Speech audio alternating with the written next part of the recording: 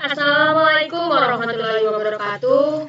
Selamat pagi, salam sejahtera bagi kita semua.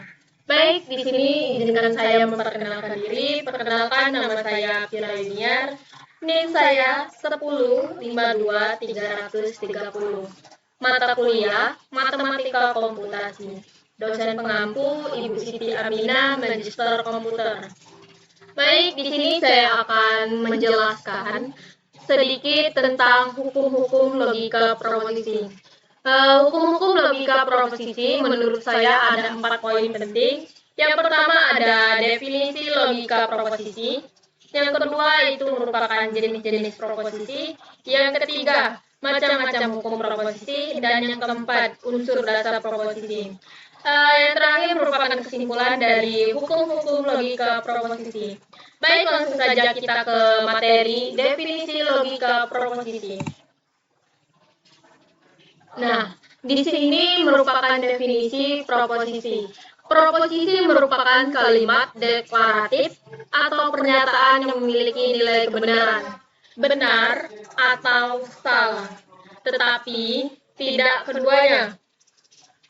Logika proposisi merupakan suatu sistem logika yang didasarkan atas proposisi. Logika proposisi juga diistilahkan dengan kalkulus proposisi.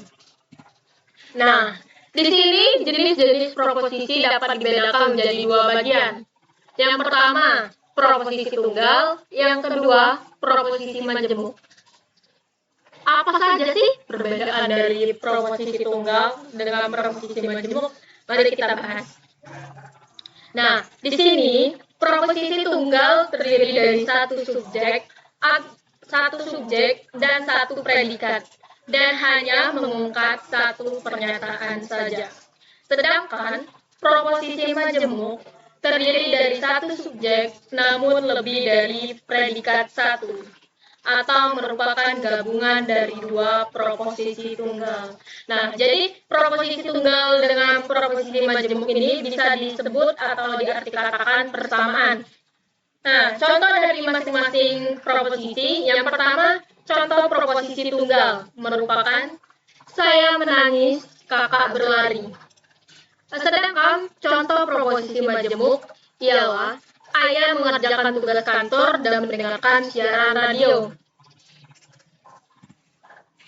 Nah, di sini langsung saja saya jelaskan sedikit macam-macam hukum proposisi. Sebelumnya saya akan sebutkan apa saja sih hukum-hukum proposisi. Di sini hukum-hukum proposisi terdapat beberapa. Di sini saya akan sebutkan. Yang pertama, ada hukum identitas. Yang kedua, hukum nul atau nominasi. Yang ketiga, hukum negasi. Dan yang keempat, hukum idempotent.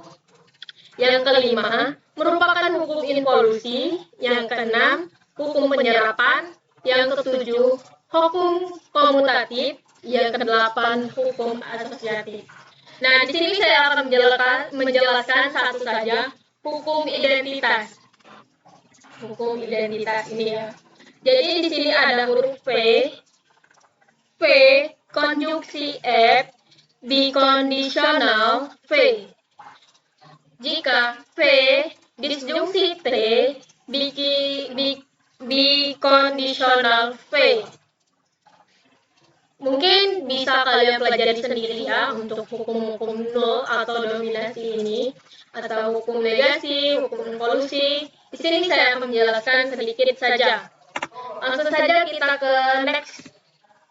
Unsur dasar proposisi. Nah, unsur dasar proposisi ini terdapat 4 unsur.